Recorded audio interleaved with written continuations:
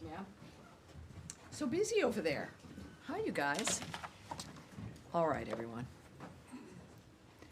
Thank you very much for being here. Great to see all of you. We do have some announcements as we proceed with our briefing, and then, of course, happy to take some questions.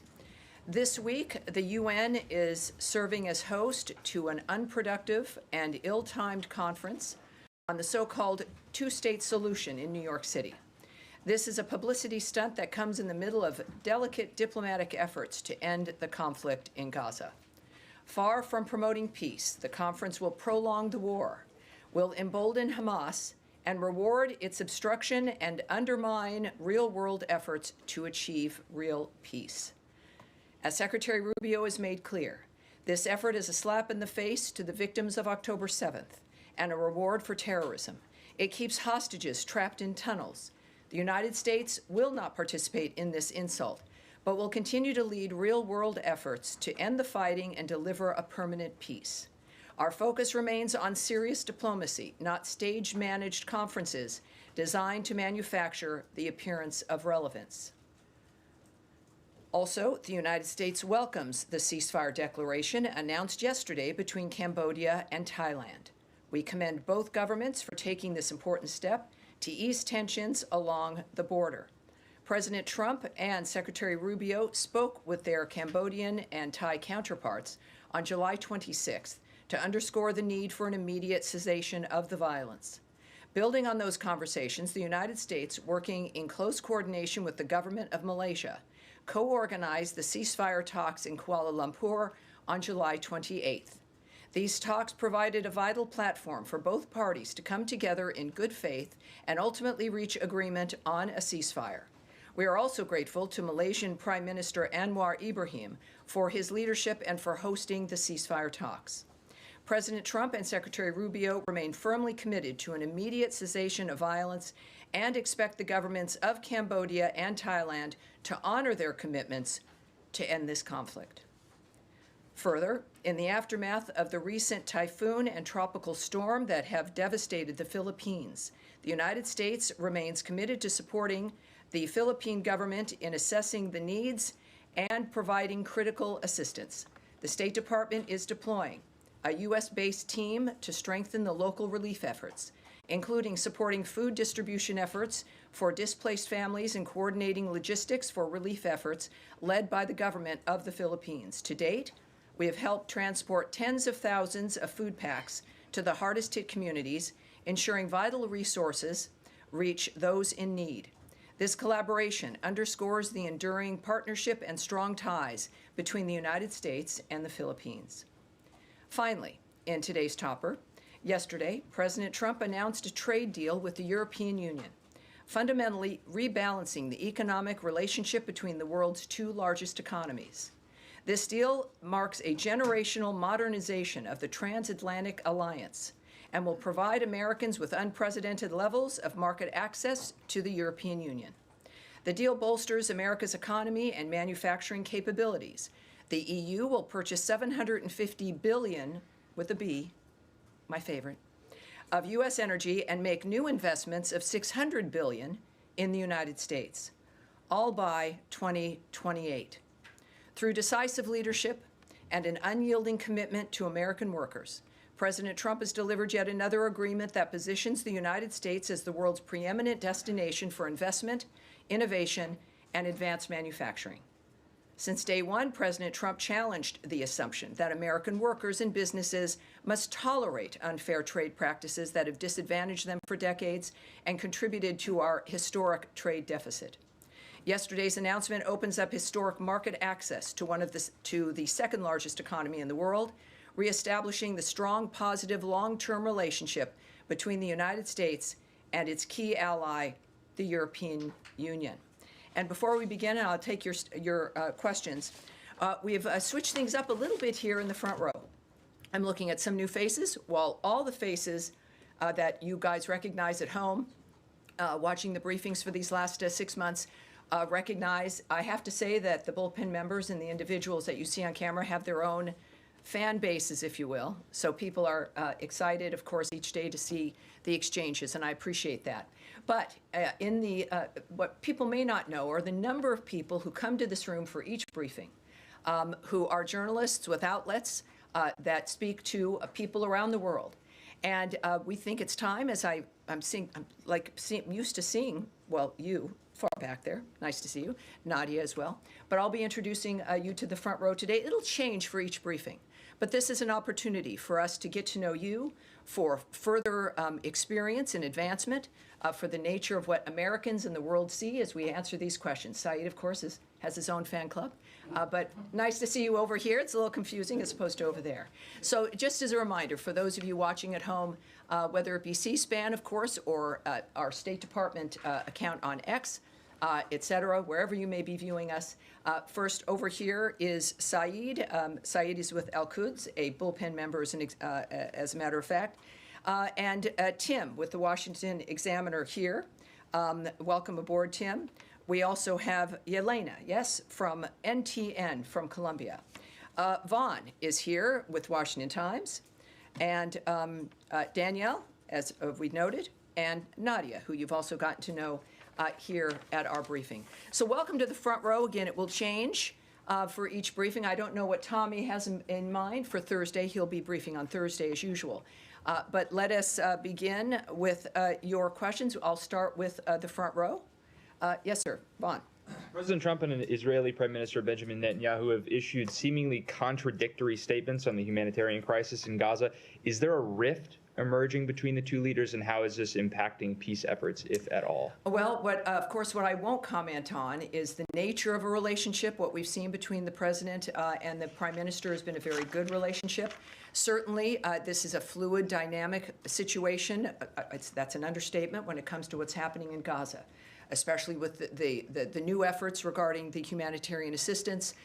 Certainly, the president's point of view regarding what we need to do and continue to do, which we have been doing, which is facilitating the food assistance through GHF, but also, of course, the financial investment and the president's work and this government's work and Secretary Rubio's work to stop the carnage, to have a ceasefire, to get the hostages released, and to have the killing stopped.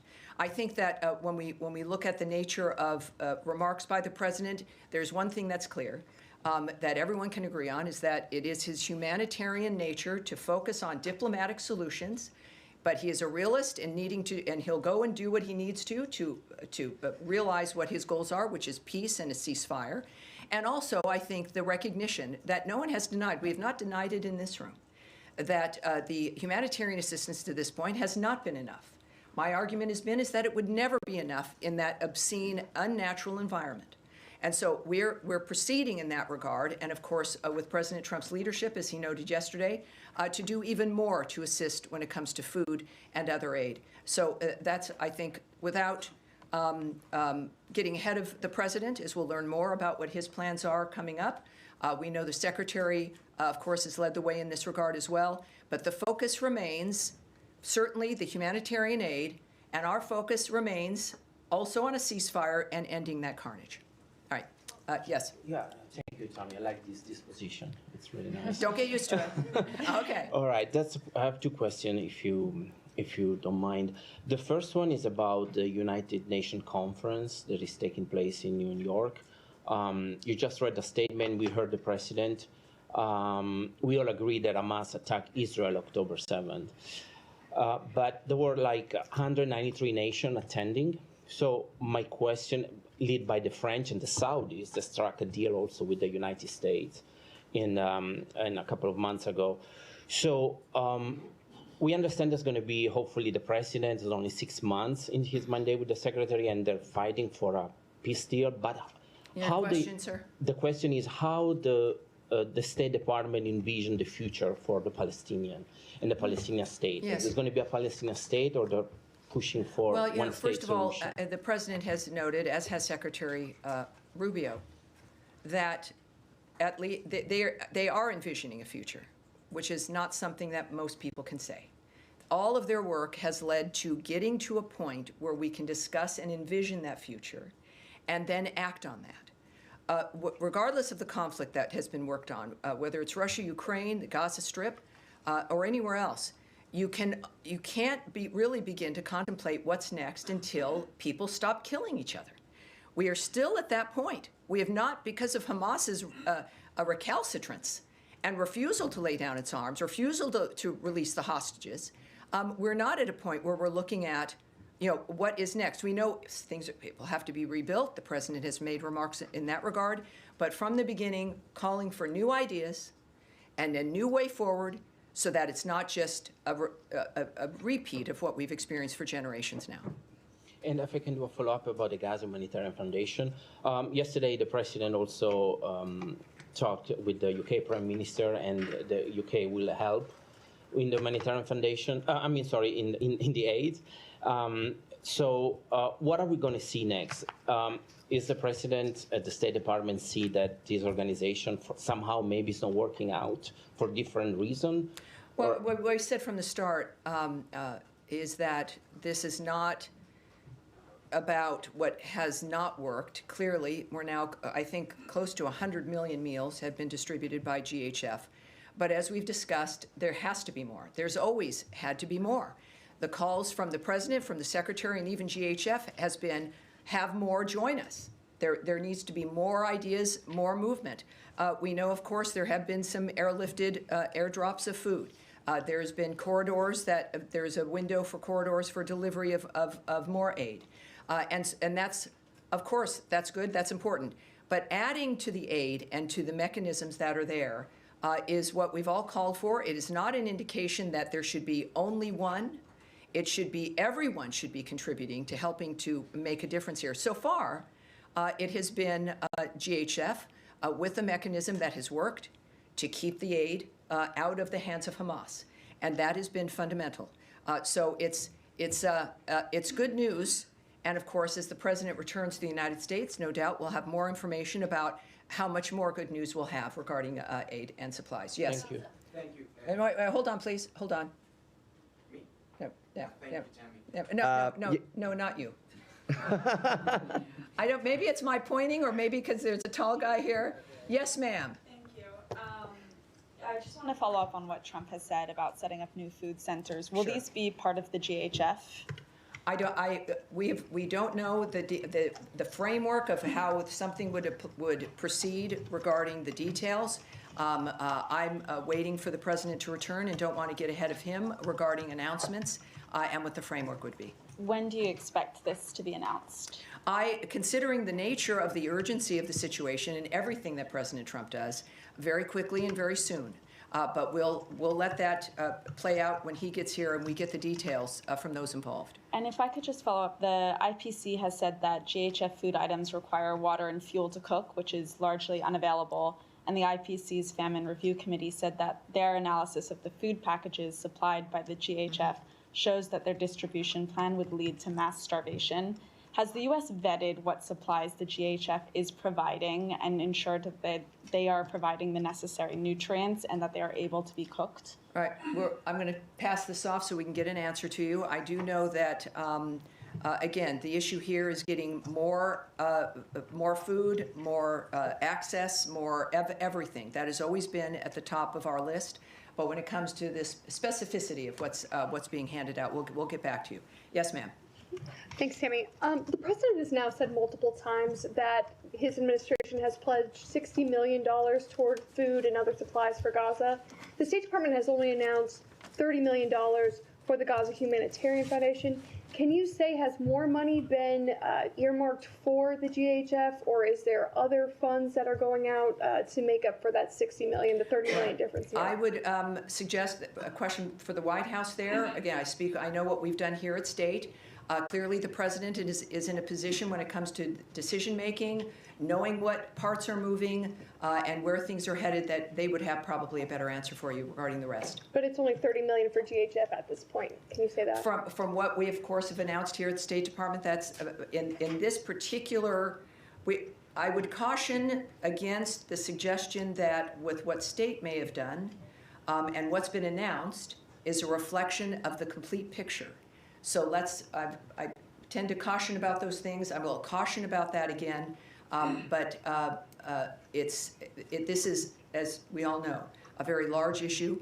a very fast-moving issue, and there's many different pieces that are coming together in how it moves. And so the element that we have announced is an element and does not speak to an end or a final complete piece to what it is we're doing. All right. Yes. Thank you. Just following up on Daphne's question, I had asked her about what Gaza Humanitarian Foundation is distributing specifically, this was last week's briefing, specifically the high nutrient food that is needed. Yes, I know it's come up before as well. So, yeah, yes. and you mentioned that you would take that back to get more details on the distribution. I did get a line from this department in response to my questions last week. And the State Department spokesperson had said the Gaza Humanitarian Foundation Award remains subject to strict requirements, vetting, and oversight mechanisms like all department awards. And then they also deferred to GHF on the exact food items that are being distributed. Sure. There's been a lot that's happened since you were actually last at the podium. As you know, there's been the news out of France, and also now with the UK Prime Minister saying that the UK may well recognize a Palestinian state in September at UN Week if certain conditions are not met by Israel. And then, of course, there's been wall-to-wall coverage on images of starving children, photographic evidence of from our colleagues covering the story on the ground in Gaza. So I just wondered whether the vetting process and the strict requirements in this department is now having to take into account, obviously, all of this evidence, this photograph evidence, and is this giving the department some pause on these funds that are meant to go out the door to this organization? First of all, some of you may have seen a remark from Anna Kelly from the White House about the president's stance and what his plans are. She said President Trump wants to alleviate the suffering for the people of Gaza because he has a humanitarian heart. He announced a new aid plan today to help Gazans obtain crucial access to food. Details are forthcoming. What I will note about what's happening on the ground, of course, is what our focus is on, which is getting more aid in, which is getting a ceasefire, which has not been accomplished because Hamas refuses to do so from the beginning. They have been the problem about why this continues to be an issue. We know that, of course, more food aid will be going in, considerably more. And for those, as we care about the nature of nutrition and the value of that, we'll have those details for you. And GHF can be reached. Many of you have reached out to them to ask them for those details. We at the State Department, the Secretary and the President of the United States are focusing on saving lives, dealing with individuals who can stop what they're doing to create peace. And of course, as you know, the President has been frustrated on a couple of fronts regarding the killing of civilians, the using of civilians, the nature of what's happening at too many conflicts around the world. And that's what he's focused on. But it's a good issue to have, if there is a silver lining, about the fact that more food, more nutrition, more access is being created. And that's what we're doing in the meantime, while still trying to stop a war that makes that zone almost impossible. Nadia. Thank you, Tammy. I have two questions. An Israeli settler called Yanon Levy, he shot and killed a Palestinian peace activist. He's a father of three. His name is Aoud al-Haddalin in the West Bank. This settler was identified by the previous administration as an extremist, and he was under sanction, both by the EU and the US. The Trump administration has lifted the sanction on him. You often say you have the same values with the Israelis. How can you make sure that this guy is accountable when he killed a civilian, especially a peace activist? Well, of course, I think it needs to be said. It shouldn't have to be said, but we decry the loss of life everywhere. That has been the hallmark of the work that this administration is doing. It is at the top of mind for Secretary Rubio and all of us who work here at the State Department for a reason, because we care about what happens with other people. Here, certainly we care about, it is American First framework, but that value is about peace around the world as well, which also helps us. I would say also that we, as you know, we don't comment on investigations that belong to another government. Israel has investigations that it's implementing regarding situations of this sort. I don't know the end result of what that's going to be, nor will I comment or speculate on what should happen. What we do know, and I don't think we should have to, we have a status here, a posture, where all of this matters to us, to the point where the president's last and only, this second term, but his last effort is to make these things better and to save people's lives. So it is, it's certainly Gaza, a war zone.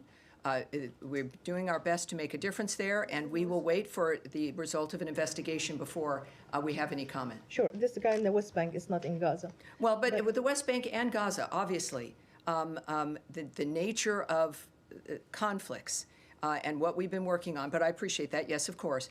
It's the same, I think, it's the same argument. We see this in the West Bank. We know when there's violence in general. We saw something unfold in New York City as well with a shooting in New York City yesterday. These things touch all of us. With the hero there being a Bangladeshi immigrant, a cop for 3 years, dies defending New Yorkers.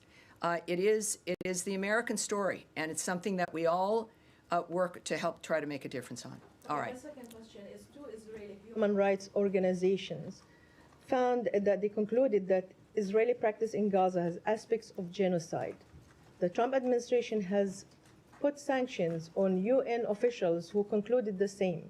So are you going to sanction this human rights organization, or are you going to change your position? Well, I appreciate that, Nadia, but of course, you know, I'm not going to speculate or say what actions will be. I'm not going to comment on outrageous allegations, effectively, which have also been disputed. But I will, again, you know, I won't preview things or guess or speculate about actions in any regard. All right. Yes. Can I just ask you about the trucks that are getting into Gaza? Over the weekend, there was an uptick, I think, over 100 trucks that got in on Sunday. But at times during this crisis, there have been upwards of 300 trucks delivering humanitarian aid into Gaza. What is the number of trucks that this administration wants to see Israel allow into Gaza on a daily basis? Well, I won't discuss, of course, details with you or the content of conversations or even a specific like that. What I do know is that there's this overarching work that we've done to make sure as much can get in as possible. At the same time, we do know that the UN had noted that they were not moving material in because of the violence. We know it's a war zone. I mean, that has been the overriding issue, and how to make it safe to get food through to those who need it versus into the hands of those who are causing the destruction and using it and weaponizing it. So we don't, I'm not going to speak to you about specifics or if that conversation has been had. We know, of course, it's in everyone's interest to help stop the kind of environment in general that's happening in the Gaza Strip. It's again, monstrous and abnormal, and all of us have an interest in stopping it. And DHS contracts expire at the end of August. Is this administration pushing for those contracts to be renewed? I won't speak on the details of contracts or agreements or if that's accurate or if it's not. Yes. Thank you so much. Two very quick questions. Secretary Rubio, for the past several months, has been wearing two hats, both leader of the... Four hats. Many hats. But specifically, Department of State and NSC. He has shrunken down the NSC and called it right-sizing. And my question is, are these two roles being sort of merged together into the same official, or are they being fulfilled in two separate capacities? Well, I can't speak to the decision-making about the nature of what he's doing as the NSA. I'm here with the State Department. Of course, he is the Secretary of State. What I can tell you is when I've been on various trips where the NSA, the National Security Advisor, and the Secretary have been there together, it's the same kind of work. It's working together seamlessly. Of course, there'll a great deal of time of overlap regarding the nature of what's happening in the world. So it seems and it appears to be working out smoothly and effectively. And my second question, today, Kim Yo-jong in North Korea, the sister of Supreme Leader Kim Jong-un, published an official statement regarding the U.S.'s desire to denuclearize the peninsula. While rebuking the United States, the memo did include a line stating that Kim Jong-un's relationship with President Trump is, quote, not bad.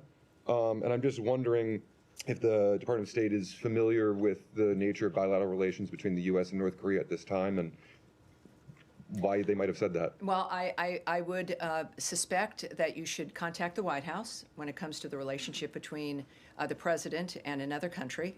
Of course, we do know, as we see now, as we saw in the first term, President Trump's willingness to talk with everyone in order to achieve the peace and prosperity and some semblance of normal life for people around the world. Regarding the note you mentioned, or if it was a social media tweet, I don't have a remark on that, of course, but the White House can tell you more about the president's approach with North Korea. Yes, ma'am. Thank you, Tam. Me? Yes, you. Okay. Indeed. I have two questions too. The first one is, after President Uribe's conviction, will the U.S. consider any sort of action similar to what we saw after the decision against former President Bolsonaro in Brazil? The first one. And the second one, after you answer? Yeah, so regarding the verdict, the verdict with former President Uribe, yes? Yes, well, the Secretary of State put out a tweet on this as well, noting that former Colombian President Uribe's only crime has been to tirelessly fight and defend his homeland. The weaponization of Colombia's judicial branch by radical judges has now set a worrisome precedent. And the second one is, with the U.S. allow Chevron to operate in a country led by an administration charged with promoting terror and drug trafficking?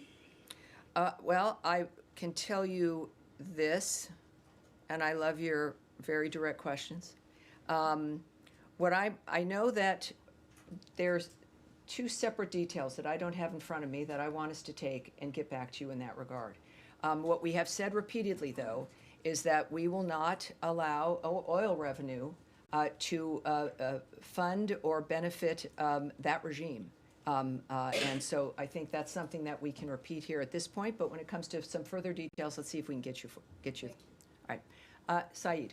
Thank you, Tammy. And I must admit, I feel a little bit vulnerable and closer to the floor here. Wow. I was always shielded by the front row. Well, see how you're thinking now, but you can trust us. You're fine without the Italian rule about never having your back into an open space.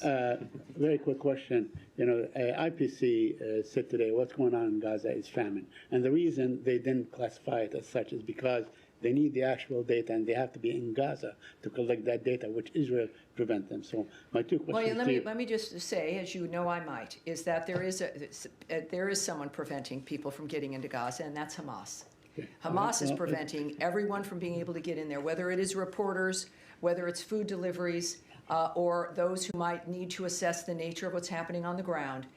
People are afraid of a terrorist group, the masterminds of October 7th, which slaughtered babies up to the elderly, when they're living, dismembering them, putting a baby into a microwave, murdering women as they're raping them. That set of people are running the Gaza Strip. So it's understandable why people are concerned and can't get in.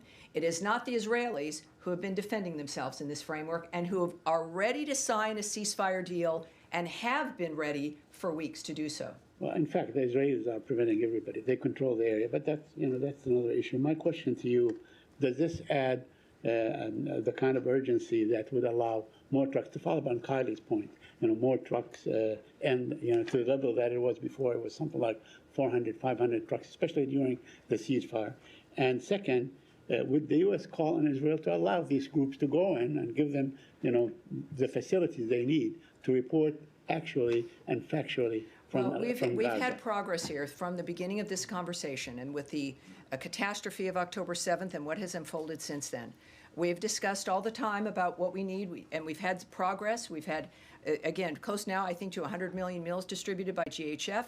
We have had more trucks now moving into the area. Israel making accommodation to be able to try to allow that to happen without people being in danger. So we've seen this progress being made. When it comes to the number of trucks, I would caution that it's not an issue of numbers, but clearly the posture of the President, of the Secretary of State, is that all of this has to stop and everything has to get to whomever it needs it. That may end up being a certain number of trucks. It may be a certain other kind of effort, new ideas. So it's not I would just ask that we focus on what we've been focusing on here, which is having this violence end so that we can do a wholesale reformation of that area, a stopping of the violence, and a wholesale view of that a future really can exist. Yes, ultimately, it's going to be the best scenario. Everyone can go into Gaza and help. The president clearly will have ideas. The partners in that area, whether it be Egypt or Qatar and others, Jordan with their airdrops, everyone has an interest in the resolution of this. And inevitably, of course, it'll result in everyone getting what they need. All right. Yes, Abby. What is the U.S. position on the UK saying they will recognize the Palestinian state before the UN in September? I know my colleague brought it up, but considering they're using it as leverage to try to stop some of the starvation that President Trump himself said he's concerned about taking place in Gaza? Well, I think President Rubio's statement and my statement that I issued regarding the conference, the two-state solution, the fact of the matter is his remarks also when President Macron of France also did something similar in this regard, that this is a slap in the face to the victims of October 7th, that it rewards Hamas, and it harms the ability to stop this framework from, it allows it to continue. It gives one group hope, and that's Hamas. It is a rewarding of that kind of behavior, that if you wait long enough, if you don't cooperate, if in any other normal environment where someone was so utterly defeated, they would surrender. In this case, that just does not occur.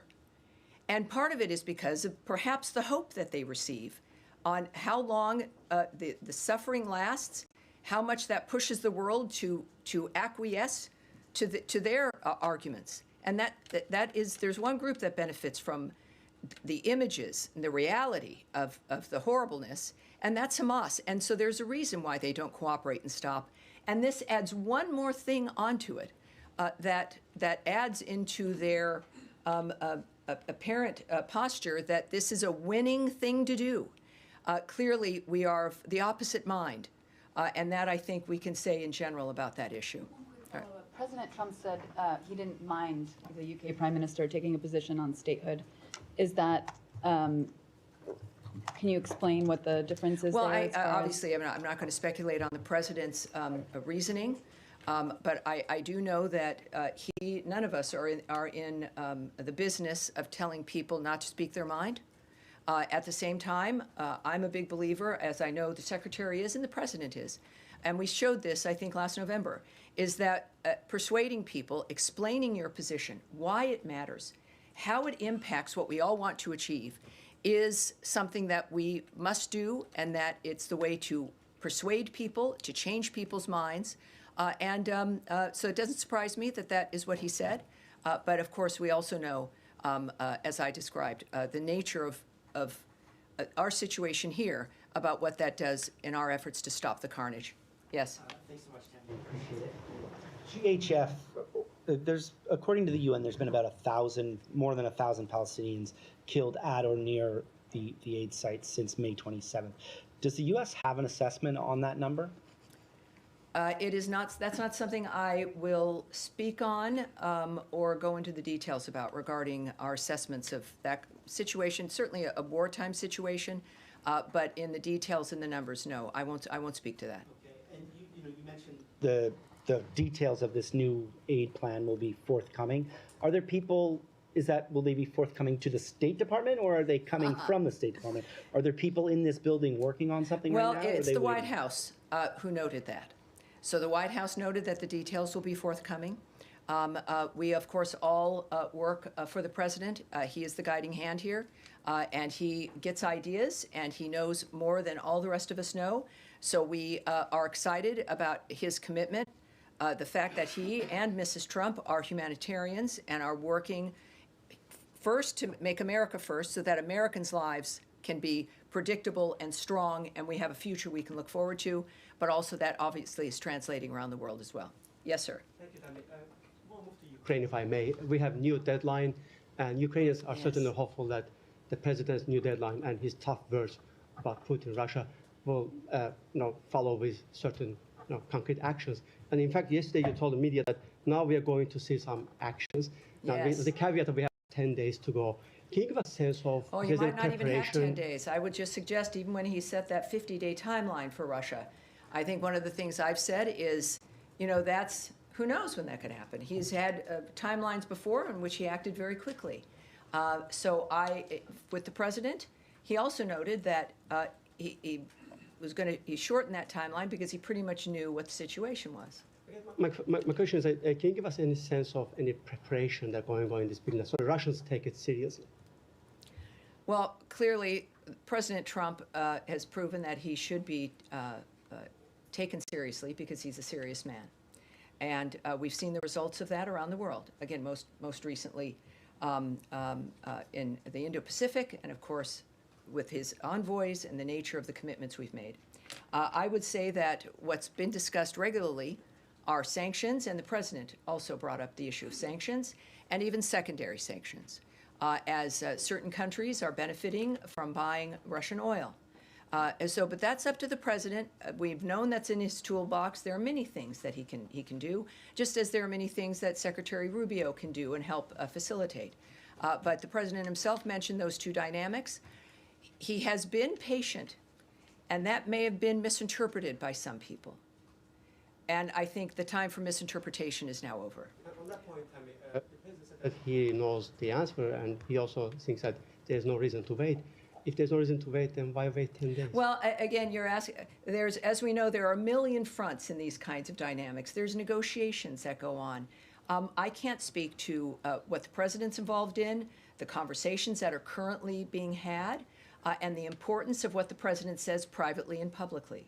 I would just trust that he's the one who would know, and being in a position here at the State Department where we're all ready to do what we need to do to get this situation accomplished for the president. All right, Eric. Yes, thank you, Tammy. I wanted to ask two questions. One on the impact of potential secondary sanctions, potential secondary tariffs.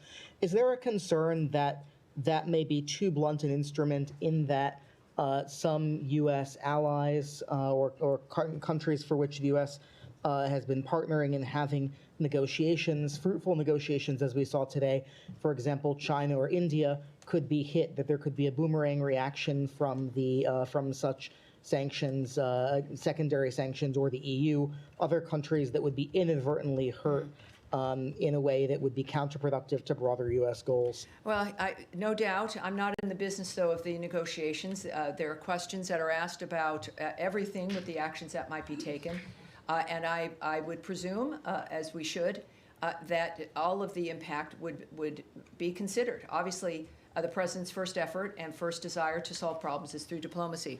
For people who might be confused, I have a few comments that I can share with you from the president at first here.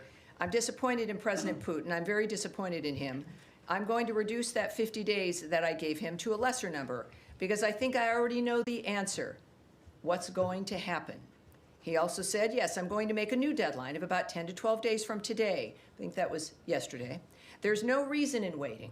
I want to be generous, but we just don't see any progress being made. He said 10 to 12 days. I'll announce it probably tonight or tomorrow. But there's no reason to wait. If you know what the answer is going to be, why wait? And it would be sanctions and maybe tariffs, secondary tariffs. And he says, we are going to do secondary sanctions unless we make a deal. Based on common sense, you would think he'd want to make a deal. We'll find out. The president is not someone who is making a decision on the fly. This has clearly been consideration from the beginning. And we're prepared to do what's necessary. Thank you, Tammy. Following up on my colleague's question about Colombia, we know that we have a president and a secretary of state who take a great interest in what happens in the Western Hemisphere and pay a lot of attention. We've seen the president's attack and criticism of the Brazilian judiciary, but I'm wondering what makes a judicial process a radical process or radicalized by judges or otherwise inappropriate. I mean, is it determined by by who ultimately is convicted or charged, or what's the context or the judgment, the qualitative judgment as to what makes a politicized judicial process for this administration? Well, the secretary, like the president's, a very talkative young man, and he's very clear about what interests him and why it matters. On virtually every issue, he does long-form interviews. He's got his Twitter that he participates personally in, statements, op-eds, all of which he's personally involved in, and expresses the nature of how he's making his decisions and why.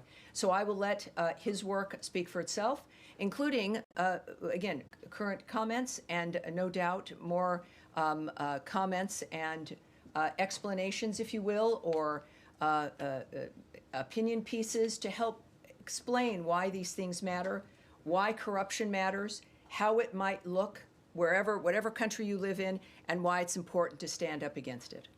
All right. Yes, sir. Yes, hi. Thanks. A lot of my colleagues have asked a lot of the questions I had, so I'm going to totally change subjects if I may. All right. Sounds good to me. There are millions of dollars worth of contraceptives stocked in Belgium that are due to be incinerated in France. It's our understanding that they're still stocked in Belgium. They haven't moved to France. Could you give us an update as to where that stands? I know that the Belgian government is trying to find alternative solutions. Is the U.S. government ready to find alternative solutions, or are they destined to be destroyed? Well, I want to have that taken back. This is a situation that changes each day. What I can tell you is, for those who've asked previously, there are no AIDS drugs involved in this. No PEPFAR dynamics are set to be destroyed. This is a situation regarding birth control and other mechanisms that could be used. First of all, that would violate our Mexico City policy regarding the use of abortifacients, but also the use of some elements that could be used in a kind of forced sterilization framework that some nations do apply, which also we will not facilitate. So we can say that there's no AIDS drugs, no condoms are being destroyed. This is about a long-standing, I think this was a purchase from the previous administration. And so we're dealing with that, but we're aware of it, and we recognize the issues. But we also, of course, are committed to a policy that Americans care about. And we're going to be moving forward. No doubt we'll have some additional information for you in perhaps the coming days. Yes, ma'am. Return to your statement at the top.